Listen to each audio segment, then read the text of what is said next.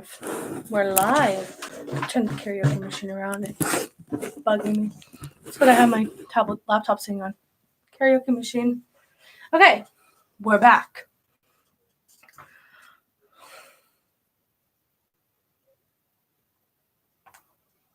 All right. So, we just got done talking Candle Cove story, a show that no one remembers. People remember, but they don't remember why they took it off air. So, we're still not any closer to figuring out why they are, but a bunch of people look up Ashland, Kentucky to Ironton, Ohio. Fun fact, they're like 9 minutes apart when driving. I just looked it up. It's 6 miles or 9.66 kilometers.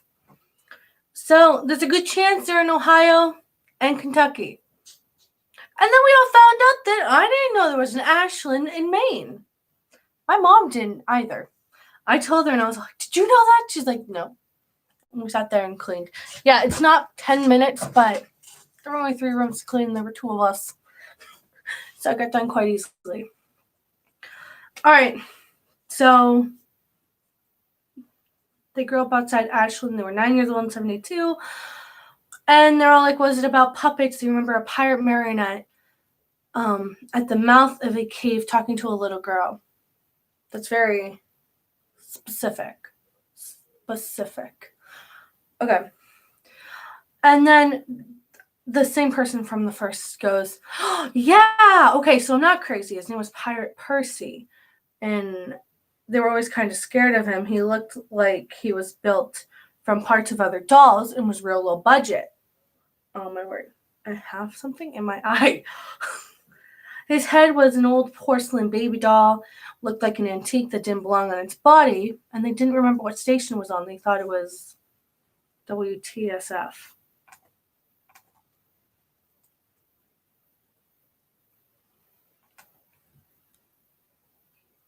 It's a virtual channel in Kentucky. Literally, I do all the research. Okay. And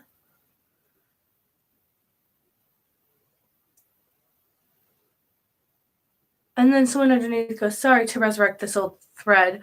But they know exactly what they mean. And they think Sky. The person's name was Sky Shale Numbers, I think. It just says Sky Shale. It's 033. But Candle Cove ran for a few months in 71, not 72. They were 12 years old and watched it many times with their brother. It was on channel 58, whatever station that was.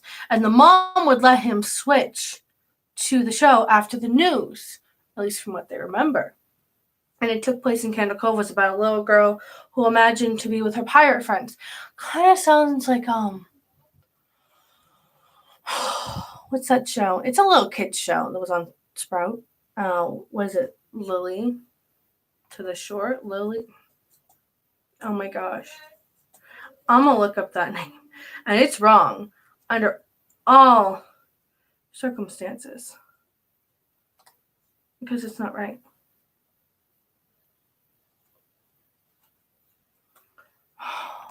We own a CD that has, it's a little girl, and she has these little animal friends, and I think they're her stuffed animals.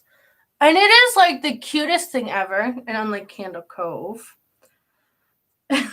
this actually exists. Oh my word.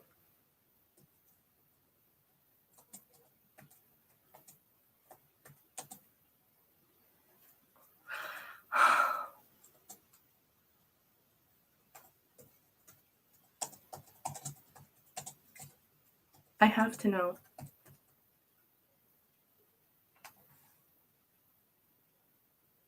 Lily's Driftwood Bay. I had to figure it out. It's Lily's Driftwood Bay. That is like the freaking cutest show ever. My word. It's a TV series in 2014. We own a CD, and it's downstairs in the basement. Look. Lily's Driftwood Bay. I looked up kid shows titles that have a girl whose name is in the title named Lily. Kid shows that's main character is named Lily. That's the first one. That's what I was thinking of. My sister, Steffi, she loves this one. She loves Lily's Driftwood Bay. And it's the cutest thing ever, and I see why she likes it so much.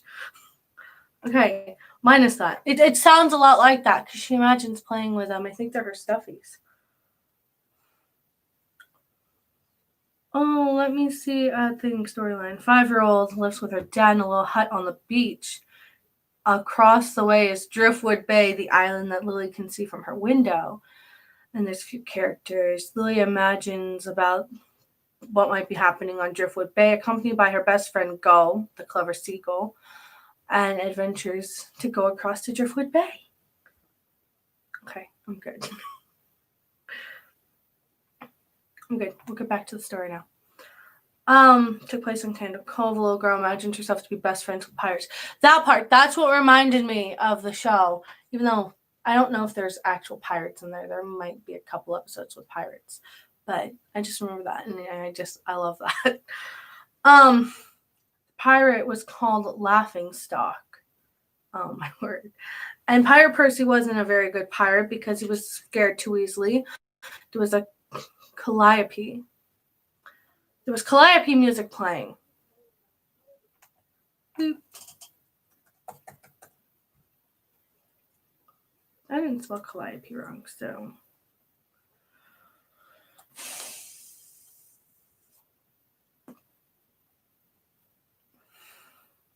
Calliope is a musical instrument. Oh, it's cute. It's adorable. I'm going to show you what a calliope is. It's this thing here. Okay, we're good. I'm going to say that every time I look something up, but I'm always going to keep looking stuff up. The girl's name was Janice or Jade or something, but they thought it was Janice. And she goes, thank you, memories are flooding back. You mentioned Laughingstock in Channel 58. And they remember the bow of the ship had a smiling face with the lower jaw submerged into the water, I assume. They especially remember how jarring it was that they switched from the wooden plastic models to foam puppets version when the heads would talk. And they're all like, I remember that. And they're like, do you remember the part that says you have to go inside? And then they're like, oh, yeah, I remember that.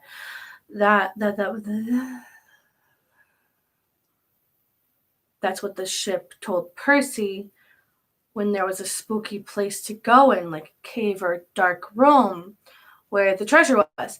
And the camera would push into Laughingstock's face with each pause. You have to go inside. That seems kind of creepy for a kid's show, if I'm being honest. And everyone's like, you remember the villain? He had a face that had like a handlebar mustache, was really tall and had narrow teeth. And they're like, they honestly thought the villain was Pirate Percy. And they were about 5 when the show was on, and it was nightmare fuel. I mean, if it's nightmare fuel, is it really a kid's show? There's a lot of kid shows that could be considered nightmare fuel for some kids. Me and Kansas. Oh, my word. I'm getting off topic. But does anyone remember the show Pingu? About the little penguin? It used to be on Sprout. A lot. Me and Can saw it on Prime Video, which is on Amazon. It's an Amazon app. And our mom had to put in her parental code that she has set up so the babies can't watch something scary by accident because they like to click everything. And they changed Pingu from Y7 to PG-13 because the father uses a pipe. My dad pointed that out to me. He's like, are you sure it's not because of the pipe? And then you look into it, it's like the pipe. And so like, 1, ridiculous. 2, makes sense because they don't want that to be directed towards kids and be like, pipes are cool when they're not. But, there's something weird. I just saw that, so That's all I could think of was freaking Pingu. They also did that to Coraline. They turned Coraline from PG to TV-14 because it was scary. And kids should have parents watching it with them. Coraline isn't that bad, but I mean, if you get scared super easily, maybe. My sister, Nessa, I have a lot of sisters. Nessa is afraid of the other mother when she gets into her spider form. One, she's scared of spiders, and the other mother turning into a spider doesn't help. And because the other mother's mean, this scares her too. Nessa's scared of anything that has to do with violence. So, I don't know what door she's knocking on. The Skin Taker. That's the name of the villain. I'm getting so off topic. They seriously could not look at the screen when the Skin Taker would show up. I feel that way about a few characters. When they pop up and they're gross and disgusting, you don't want to look at them. Or if they're giant spiders. Because I hate spiders. I mean, little spiders are okay. Big spiders like this? Why does a spider need to be this big? Spiders don't need to be this big. That's not right. Okay.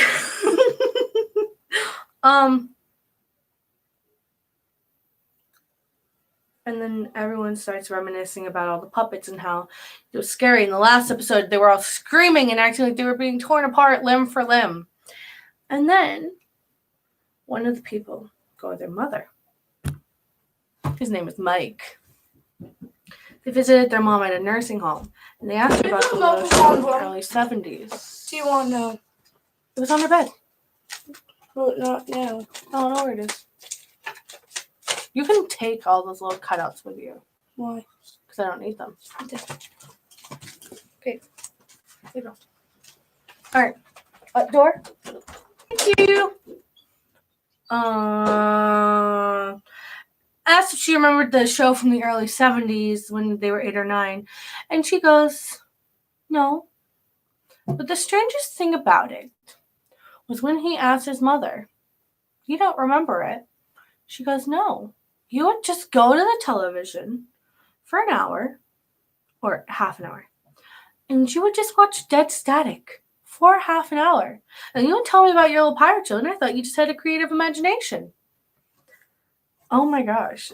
Like, I love that. It's like one of those, I don't know how to explain it. It's one of those stories where you think you know how it's going to end, and then you don't. You don't. Oh my word, I love this story. Candle Cove is one of my favorite creepypastas. That doesn't have to do with a certain person. I'm not saying that to be like the certain one's bad, but like it's not person based. It's not based on a person like Jeff the Killer or Slenderman and all the popular ones like that. Candle Cove is a good story that's about a television show, which strikes me as interesting is how someone can make a scary story about a child show that never existed. That's cool to me. I love it. Okay. I get fascinated super easily. We have the No End House, Slenderman, Smile Dog, Jeff the Killer, The Rake. I don't know if I've read The Rake. By the way, I read Candle Cove. I could read them again. Ben Drowned. I know he's a popular creepypasta. Oh my word, we have Eyeless Jack. I've read Eyeless Jack, haven't I? Have I? Have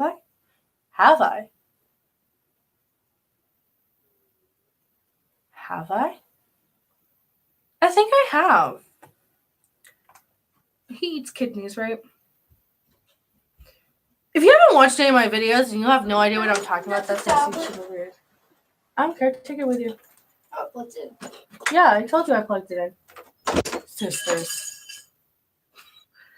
Young man encounters terrifying creatures. Yeah, I read this one. Kidney Eater. I read this one. Ew. No. I'm not reading the one about eating kidneys again. Also another one I won't read again. What is it? Jason the Toymaker. I read that one. And then I read, I think it was The Puppeteer. That one. If I remember right, that one was super freaking sad.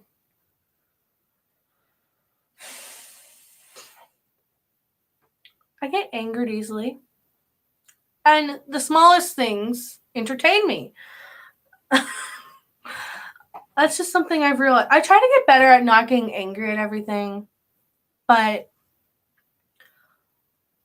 the way not Jason, I think it's the puppeteer. I have to look it up to make sure I'm right. But in one of the creepypastas I read,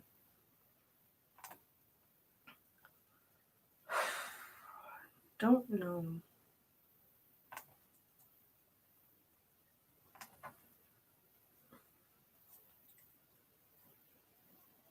Lillian! Oh, he's a vengeful spirit that feeds on loneliness and depression. I think. God, yeah, I read this one. This girl, she's a ballerina. This was so sad. I almost cried the first time I read it. But I'm going to just tell you about it because I don't want to read it all over again. This guy, his name is Zachary, and his girlfriend, Emra, they date for a while. Towards the end of high school, she gets accepted to a college so she can continue to be a ballerina. Without telling him, she chooses to be the ballerina and just walks away, doesn't tell him anything about it. So he begins to seclude himself and isolate. And he goes so far as to feel he is not worth anything because she left him. And he moves away from his house, away from everyone else. And then he dies to his own devices because she left him without telling him. Not that it would have been her fault, but even though it's just a story, that topic, it's sad. And the fact that it's used in a lot of stories, one, I don't know why people think that's a good way to end a story. Death is not something funny to put into stories. And I hate when anyone dies in a story. Even though it's something that happens in life. It's just not something you want to read in a story either. So he gets rid of himself because of that girl. In reality, sometimes that does happen. But the way she lets him go, I think is what upsets me the most. It is the saddest thing in the world. I'm also a very emotional person. So when I read this story the first time, I think I read it for 7 creepypastas and an SCP because I told May to give me a bunch of stories. I'm actually going to go to my YouTube and figure out what that video is actually called because I think that's what it is. And, and it's just so sad because she could have been like, it's not you and I'm not leaving you. She needed to either leave him so she could be with him or, I need to talk. Think and talk. She needed to either leave him so she could go to college. And not that that's a bad thing, but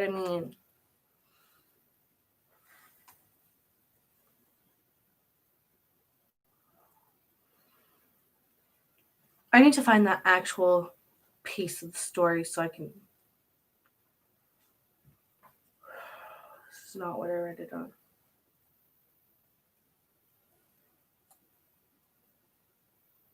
It was in so much detail.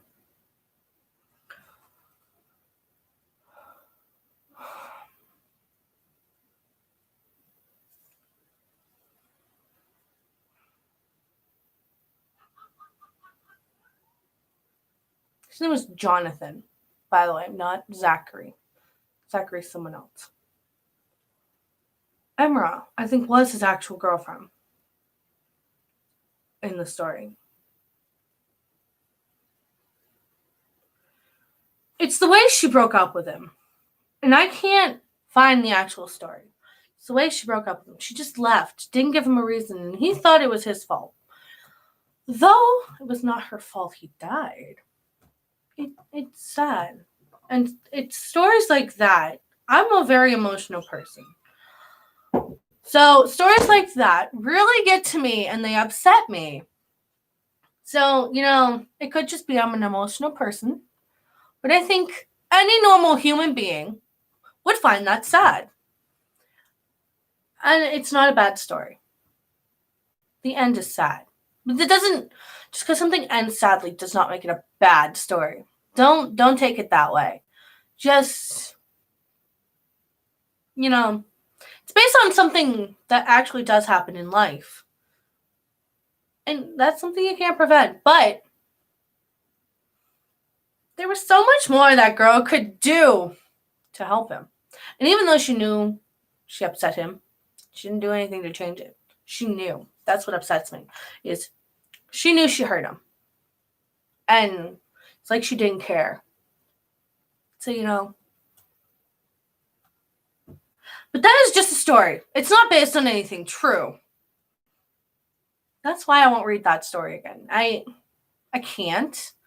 It's very sad to me. And I don't want to read that again. So, with that done, after I just complained about a story, it wouldn't be my video if I didn't complain about a story. And it's not complaining, it's personal preference. But, a bunch of people love that story. May, when she wrote them down, was all like, the story's sad, might get to you. It's all right. And after I got done with the first half of the video, I walk into May's room, I'm like, what the hell would you make me read that for? She's like, you didn't need to read it. I'm like, you wrote it on the list, so I kind of had to. This is not my channel. It's cans. Oh my gosh, I can't find it. I'll look it up later. I think it's 7 creepypastas in an SCP because there was 8 of them because I missed 8 days on Halloween, I think. So, it's what it is. So I don't read stories like that. Stories where people do harm to themselves.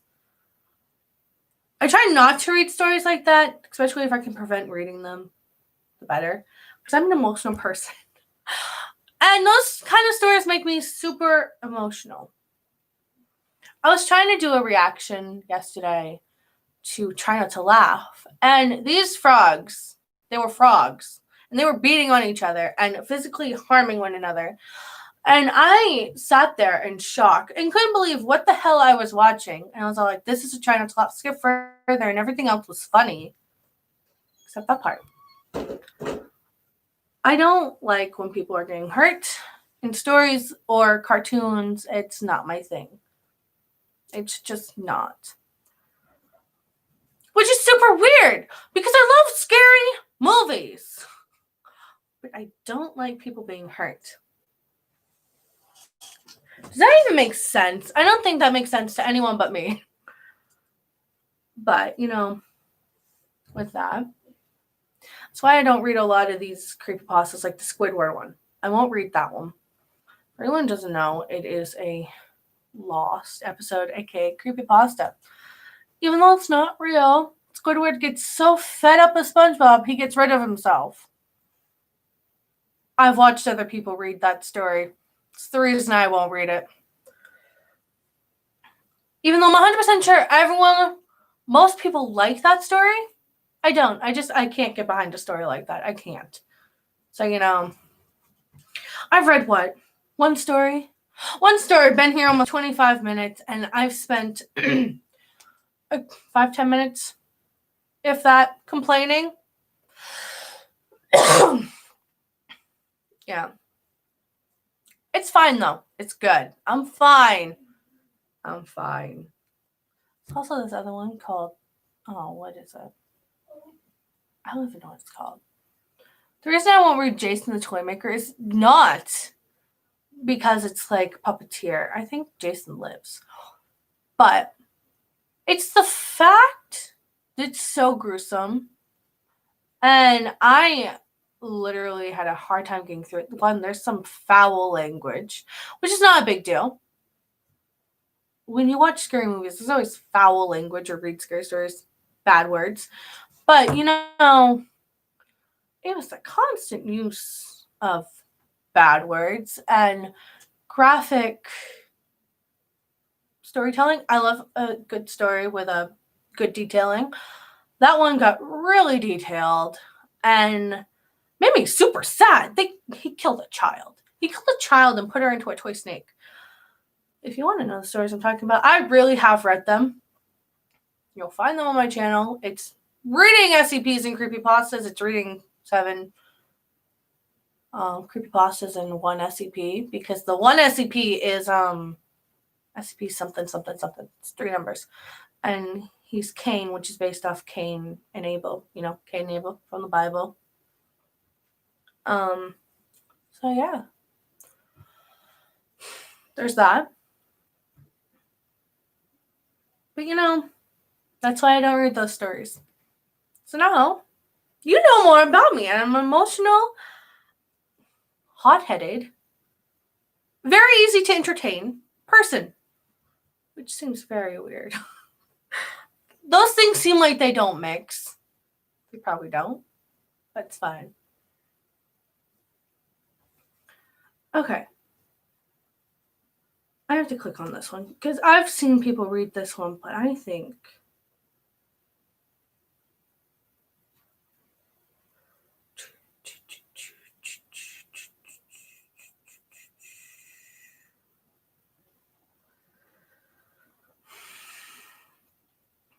yeah, I'm not reading that.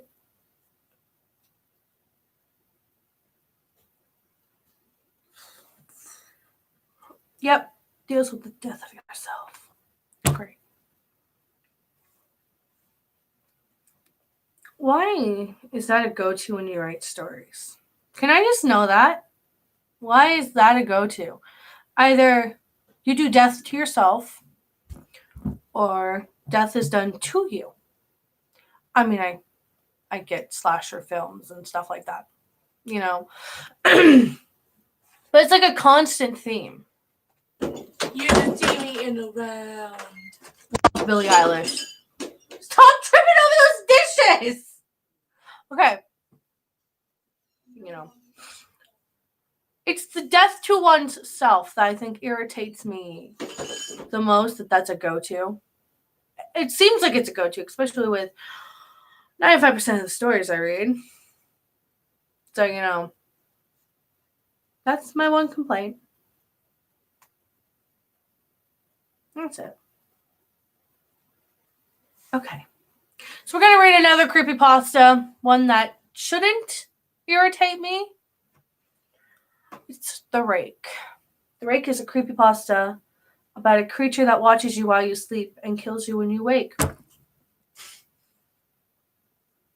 Oh my gosh. Okay. Whatever. Whether it's an urban legend or a ghost story, does no one know? Does no one know? Low on discs. Great. Thank you for telling me, laptop. Can I just know the story? Whatever. Don't know. We have Jeff. Killer. Oh, my word. I think I'm going to go ask May if this one gets gruesome. I'm going to go ask May. She loves creepypastas. She knows more about them than I do. I'll be right back.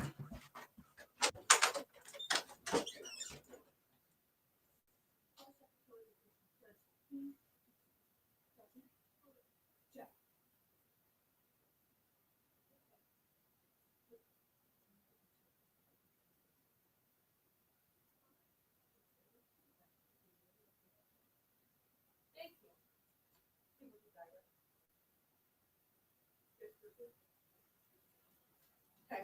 Thank you. I just bugged my sister for no freaking reason. Okay. So there's no death to oneself in this story, but there's a lot of gruesome and apparently death itself. So that's what she told me.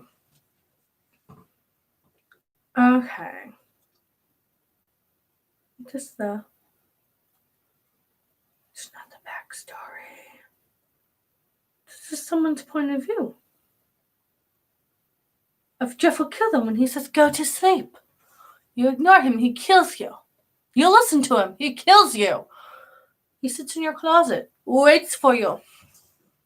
That's all I know about that. And that's what Mace told me. So I constantly go to Lily and I go to sleep. She tells me I can't be Jeff the Killer all the time. And I tell her to go to sleep anyway.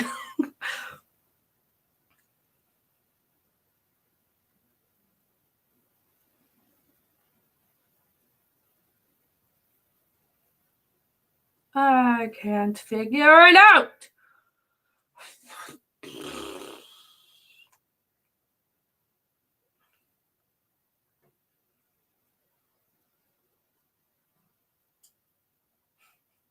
Okay.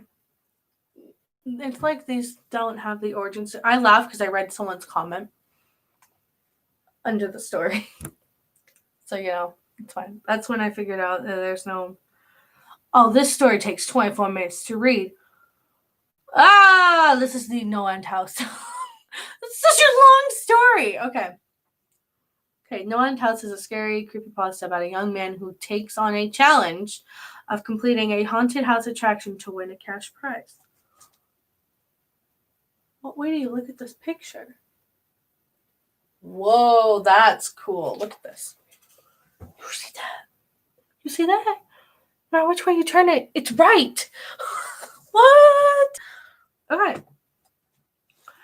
It was the day before Halloween, and they heard about the No End House from a friend of theirs. He told them that it was a legendary house attraction that was said to be the largest and scariest in the country. Everyone had heard about it, but no one seemed to know where it was. The friend told him he had to find it. The rules were pretty simple. You paid $20 to enter the attraction. The building contained 9 rooms in all. If you managed to reach the final floor, you win $500. The only catch was that nobody had managed to make it out all the way through to the end. That's why they are called the No End House. I lean forward when I read stories. Okay. Their friend told him he tried and he failed miserably. He said the haunted house attraction was located roughly 4 miles outside the city and drew him a map. It piqued their interest and they told him that he would check it out at night. But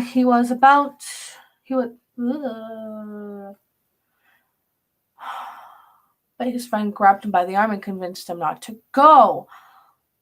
But he said it was unnatural, that the things in the house that the house contained would be too much for anyone to endure. They didn't believe him, and no matter what he said or tried to convince him of, he was going to win the $500. Oh my word, my eye is twitching. It's fine. I say that a lot. The next night, they followed the map and arrived at the No End House. If you did not want your friend to go to that house, why would you tell him about it in the first place? Be like, oh, in this place, it was scary.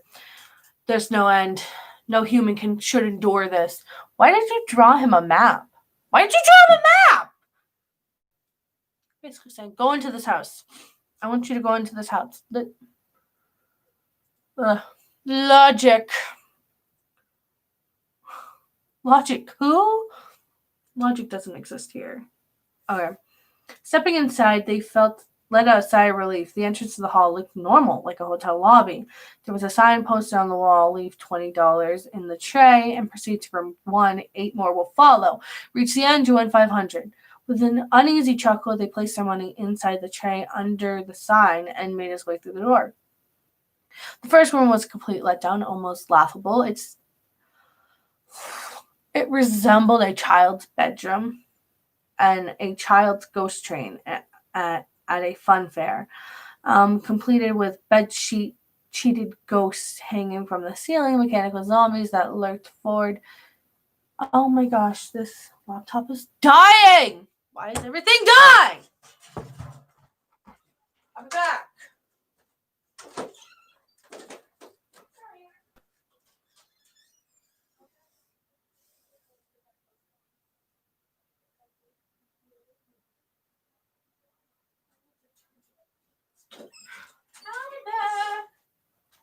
I'll be back.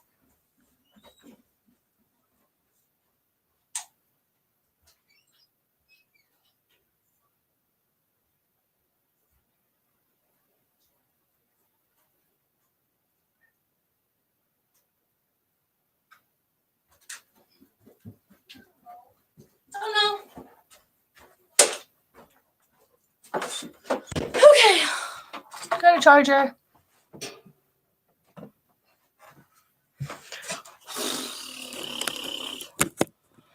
I had to run all the way down to the schoolroom. My pants, I hate them. I hate tights. That's all they are. Leggings, if you will. Good. Sort of. Upon entering the second room, though, they were greeted with a thick fog, a rubber bat hanging from the ceiling, and it flew around in a wide circle.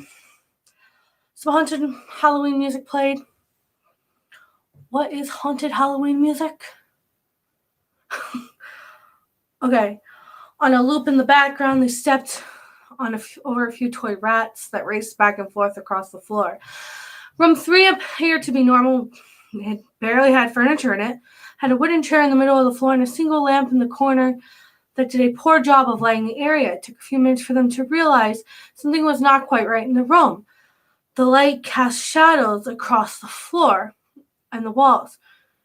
But the problem was there were too many shadows. Were they shadows then? Or were they ghosts? They could see a shadow of the chair against the wall, but there was another shadow beside it that had no business being there. Then they happened to look down at their own feet. They didn't have a shadow. It's kind of creepy. I mean, at that moment, a vague, foreboding feeling of impending doom gripped at their heart, and their courage deserted them. I'd run through the rest. Got what, 6 rooms left? How big are the rooms? They can't be that big. Then again, it could be huge. Especially if the lamp doesn't light up the room. I have a lamp and it lights up my room significantly well. So they might be large rooms. The 4th room was more disturbing. There was no light. The door closed behind him automatically, and they were left standing in complete darkness. It was pitch black. They couldn't see anything.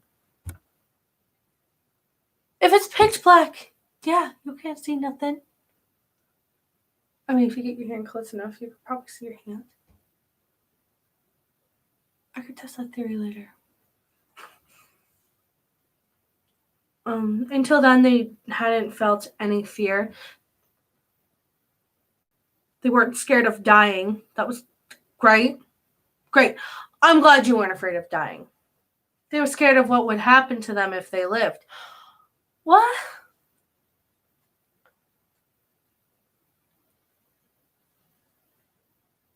Oh, you're welcome. I'm glad my videos are helping you learn English.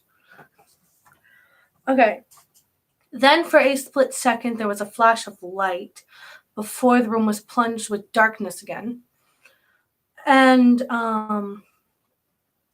they saw that the room was empty. There was nothing. But there was a hum that was now a wild screech.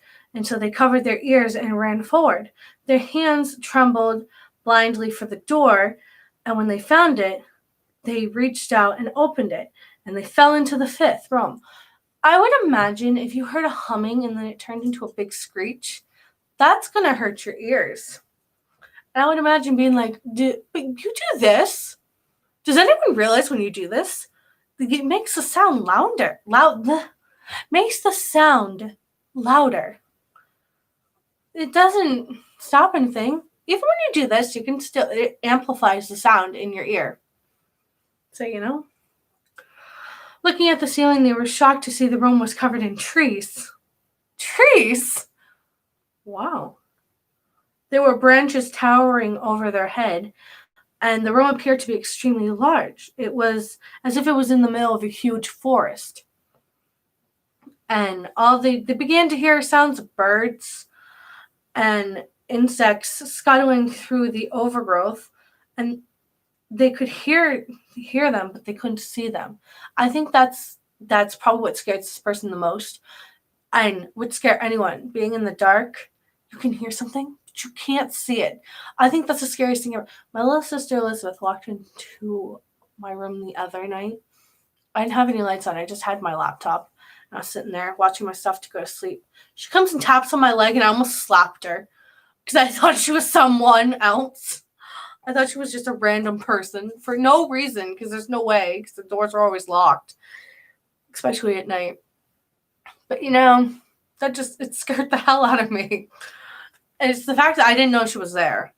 I think that's what scared me the most. I didn't even hear her coming in. They kept walking, hoping the door would lie beneath the trees as they passed. After a few moments, they heard a buzzing sound and felt something land on their arm. They shook it off and kept going. I mean, that's what you do. You're so close. You have 3 more rooms? Book it. So now they're proving that the rooms are gradually getting larger and larger. I don't know how big a hotel lobby is. I can imagine they're kind of big. I've seen hotels in movies. Never been in an actual hotel. But they seem pretty big from the shows. So if they get bigger than that, that's crazy. I've never seen a super, super large room. Is that weird? I think people are going to think that's weird.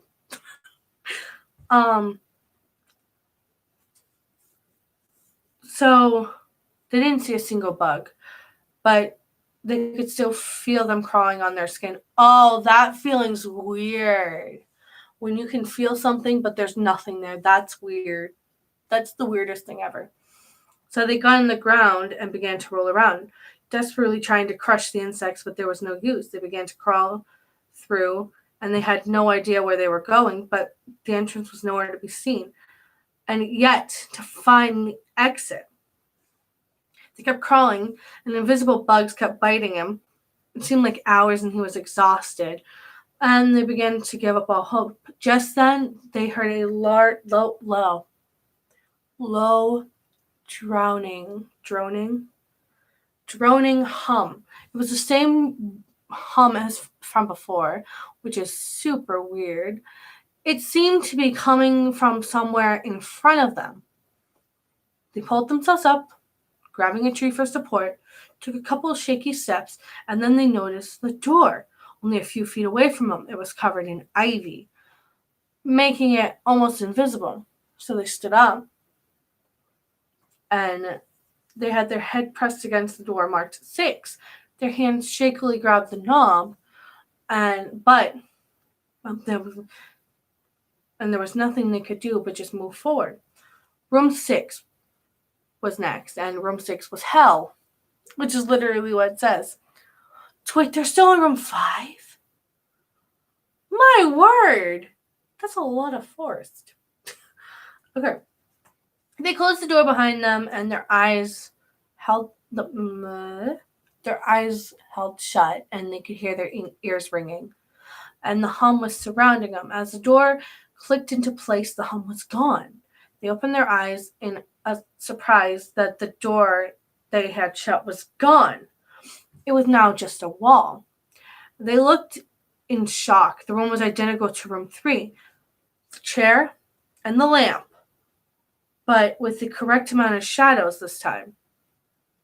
Probably making you comfortable, and then they're going to jump scare you. That's how it would go.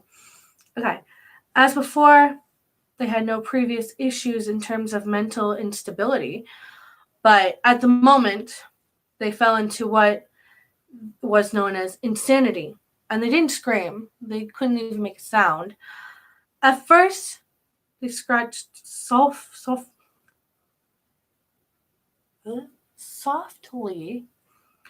Apparently I can't talk. The wall was tough, but the door was there somewhere. And they knew it had to be. So they scratched where the doorknob was, and they clawed at the wall frantically with both their hands, and their nails being filed down to the skin. Oh, how tough does that have to be like a nail file, and you scratch your nails against a wall, and then you get to your fingers? That's gotta hurt. Not gonna lie. The door was there. They knew it was, but they knew if they could just get past this wall. Are you all right? They jumped off the ground and spun in one motion. They leaned against the wall, and behind them, they saw what was speaking to them. To this day, they regret turning around. It was a little girl wearing a soft white dress that went down to her ankles. Very descriptive. She had long blonde hair that went to the middle of her back and white skin and blue eyes. She was the most frightening thing they'd ever seen. A little girl being the most frightening thing you've ever seen? Little girls aren't scary. They can be. But while they were looking at her, they saw something else. Where she stood, they saw what looked like a beast. It had a man's body and was larger than normal, was covered in hair. But its head was not human. It was the head of a ram and the snout of a wolf. Oh, that's freaking weird. That's weird. That's suspicious. But at that moment, it wasn't the devil. But at that moment, it might as well have been. Why would you want the devil? No. Okay. They stood there, just staring at it. There was no exit. They were trapped in there with it. David, you should have listened. That's funny. My dad's name is David. When it spoke, they heard the words of the little girl, but the other form spoke through their mind, in a voice they won't attempt to describe. Is literally what it says. There was no other sound. The voice just kept repeating the sentence over and over, and they agreed. They didn't know what to do. They were slipping into madness, yet they couldn't take their eyes off what was in front of them. They dropped to the floor, and then they thought they had passed out, but the room wouldn't let them. They just wanted the horror to end. They were on their side, and their eyes were wide open, and the form started staring at them, scurrying across the floor. In front of them was one of the battery-powered rats from the second room. The room was toying with them. But for some reason, seeing that rat pulled their mind back to whatever depths of hell it was in. And they were getting out of there. They were determined to get out of that house and live and never think about that place again. They knew that this room was hell, and they weren't ready to take up a residency in hell. At first, it was just eyes that moved in search for the opening of the wall. Then they saw something they couldn't believe. The form was right at their back, whispering into their mind, how I shouldn't have come to the place. It says dome. I don't know what they mean. But I shouldn't have done. So many words you could put there. The possibilities, they're endless. I lost my place. They felt them breathing on their neck. Oh, that's the weirdest feeling in the world. Feeling someone breathing on your neck. They didn't know how they had done it. Maybe it was the state of the mind at the time, but they had created a door. And they knew they had, and they went into madness. They scratched at the wall, and what they needed was an exit to the next room. Room 7 was closed. They knew the demon was right behind them, but for some reason, they couldn't touch him. They closed their eyes and placed both hands on the large 7 in front of them, pushed it, and the demon was now screaming in their ear. Oh my gosh, screaming in someone's ear. That hurts. Nessa screamed in my ear earlier. She has a high-pitched scream. That crap hurts. Cannot imagine what it sounds like with a demon screaming in your ear. That's going to be twice as painful. They clenched their eyes shut and screamed, and the demon was gone. They were left in silence. They turned around slowly and were greeted by the room as it was when they entered, just a chair and a lamp. They couldn't see. They couldn't believe it. but they didn't have time to. They turned back to the 7 and jumped back slightly. When they saw the door, it wasn't the one that was scratched, but a regular door with a large 7. Their whole body began to shake. It took them a while to open the door. And they stood staring, and they couldn't. They just stood there for a while staring at the door. They couldn't stay in room 6. They couldn't. But if there was only room 6, they couldn't imagine what room 7 had in store for them. So just staring at room 7, they took a deep breath, twisted the doorknob, walked in. They stumbled into the door, mentally exhausted and physically weak. They closed the door behind them. When they realized where they were, it was outside. Not outside like room 5, but actually outside. Their eyes stung. They wanted to cry. They fell to their knees and they were tired, but they finally were out of hell. And they didn't even care about the prize that was promised. They turned and saw that the door they just went through was an entrance. And they walked to their car and drove home. And thinking how a nice shower sounded. Oh my gosh, you go through that hellhole and you're like, it'd be nice to just have a shower. Does anyone get that scared that they think a shower would be nice? Because I don't. The joy of leaving that no-end house had faded to dread and was slowly building in their stomach. They shook off as residual from the house and made their way to the front door. They entered and immediately went up to their room. There on the bed was their cat, Baskerville. That's the cat's name. He was the first living thing he had seen that night, and he reached out to pet him, and the cat hissed and swiped at his hands. He recoiled in shock. He'd never acted like that. He thought, whatever, he's an old cat. Jumped in the shower and got ready for sleep and expected to be a sleepless night. After their shower, they went to the kitchen to make something to eat, descended the stairs, and turned into the family room when they saw what would be forever burnt into their mind. Their parents were...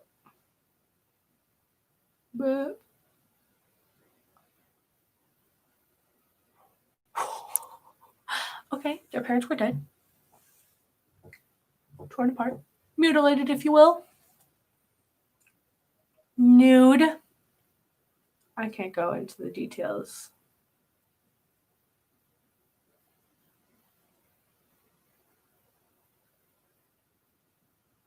Okay, so is he in room 7? Yep. And then when they got to the door, they saw a big 8 scratched into it.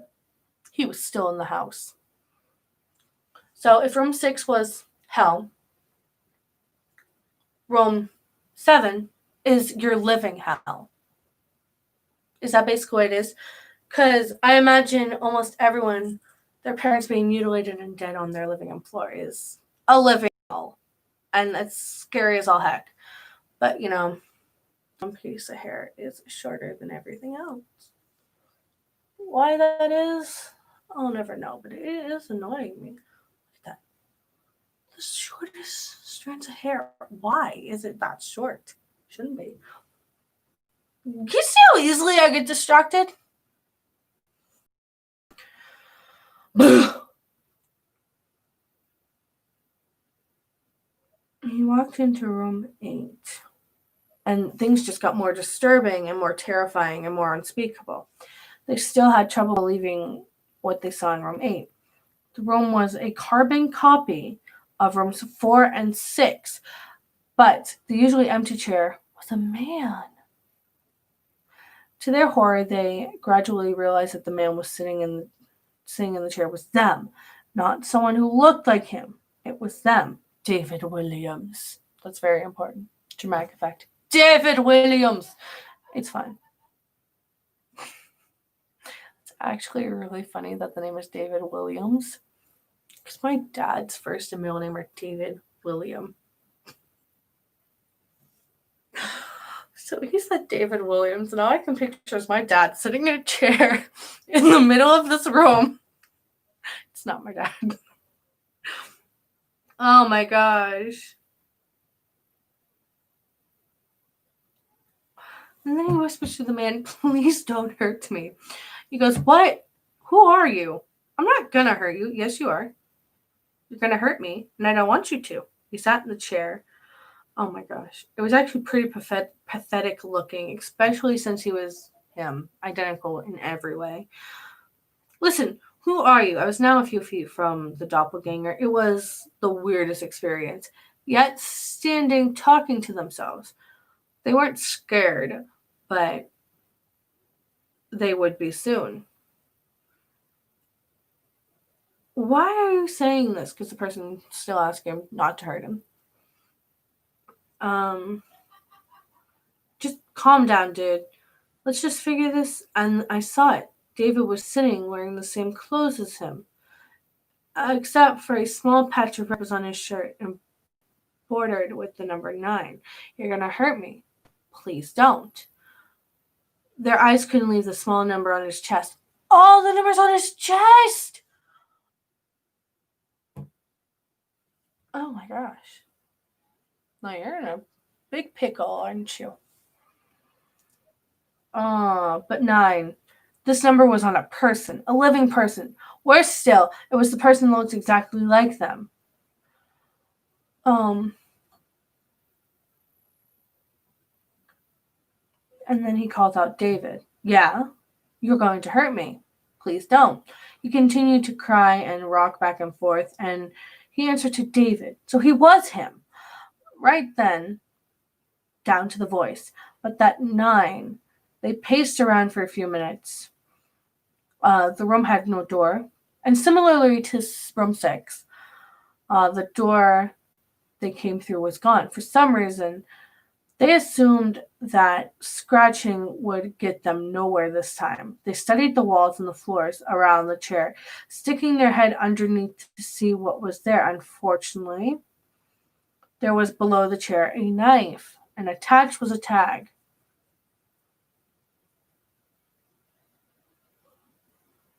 Oh my gosh.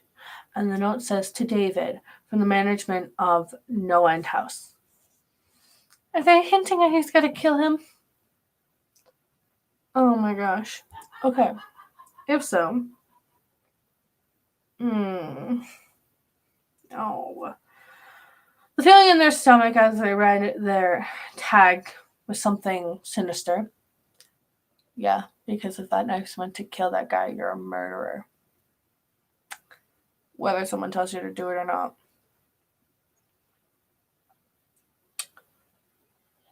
The last thing they wanted to do was remove that knife from under the chair. The other David was still crying, and their mind, the actual David, was I looked away and lost my spot.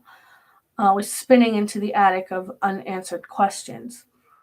Who would have put this here? Why did they get their name? They knelt on cold wood and watched the one sitting in the chair cry uncontrollably, begging themselves for mercy.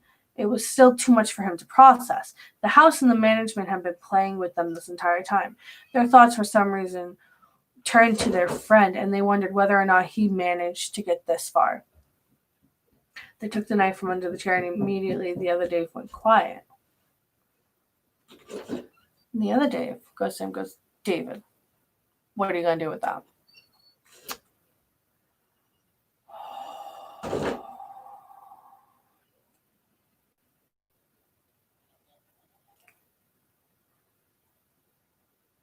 They lifted themselves from the ground and clenched the knife in their hand. I'm going to get out of here.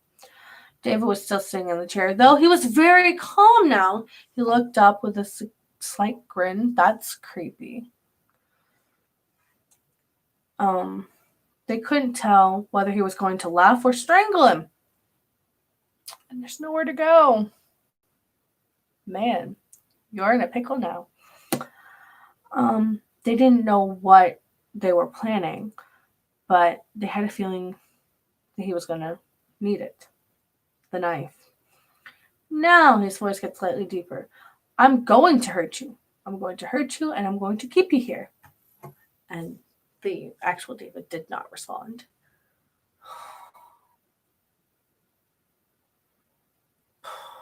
This story is a lot. Oh my gosh.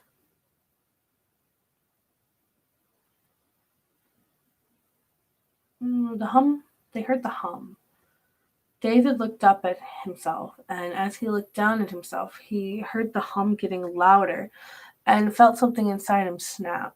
So the room was engulfed into darkness, and they could feel themselves falling. The darkness around them was like nothing they'd ever experienced to this point. Room 3 was dark, but it didn't come this close. It didn't completely engulf him. And he wasn't sure if he was falling after a while. He felt weightless, covered in darkness. There was a deep sadness that came over him. He felt lost, depressed, and alone. Oh my gosh. Great. The sight of the parents entered their mind, and they knew it wasn't real. But,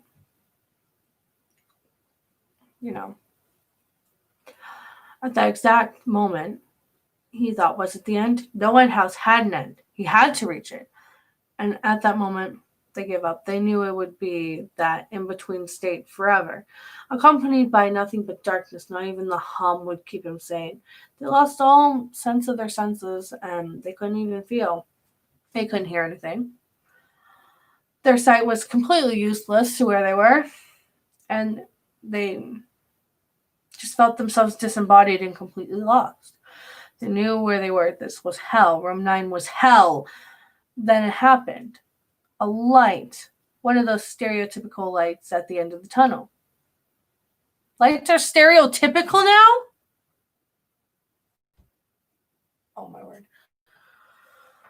They slowly walked towards the light. I thought you were weightless.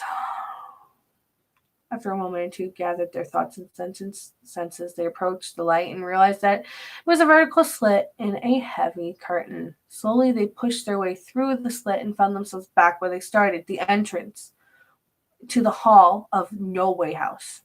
No End House. It was exactly where he left it.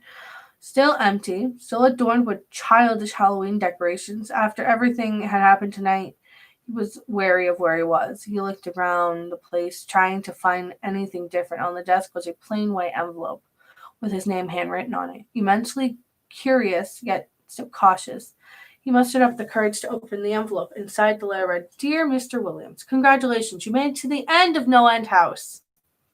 So it's a house with an end. Please accept the prize as a token of your great achievement. Yours forever, the management of No End House.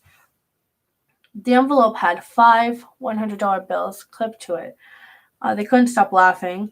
It seemed like they laughed for hours. They laughed as they walked out to the car. They laughed as they drove home, and laughed as they pulled into the driveway and as they reached the house and walked to the front door. And they noticed the small number 10 etched on the wood. Oh no, are there more than 9 rooms? Oh my gosh. I'm stuck there forever. Okay, so these stories weren't bad per se. But, very long story. Very long. So he's basically in hell. He never left. That's what I'm going with. But, that's the story. So, I'll see you guys in another video. See ya. Bye.